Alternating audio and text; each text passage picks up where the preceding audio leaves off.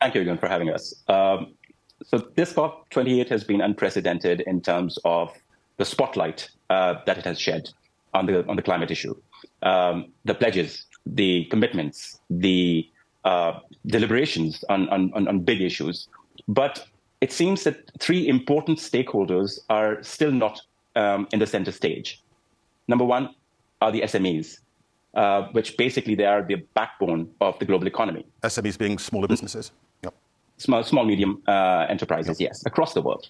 And the second ones are the regulatory regime conversations that are taking shape. In Europe, it has taken shape. In UK, it's very much there. And there in APAC, it's coming in the next 3 years as well. There are four elements to it. The transition finance and the access to patient capital for SMEs to make that transition towards net zero commitments. Number two, lack of data and technology that enables these SMEs to move towards their climate neutrality goals. Number three, the regulatory regimes and capital markets need to actually speak together and sit together to provide specific solutions for SMEs to move in that direction. And number four, the transition talent that does not exist at this point of time for the targets that we have for future.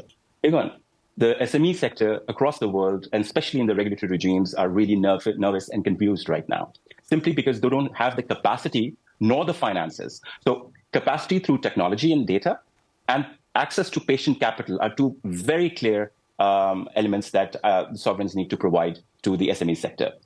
Thirdly, the capital markets and the regulator needs to actually find a mechanism that this transition actually happens for SMEs. Otherwise, we are looking at an unprecedented cost of living crisis and closure of businesses in times to come and in the times of polycrisis that we are living in.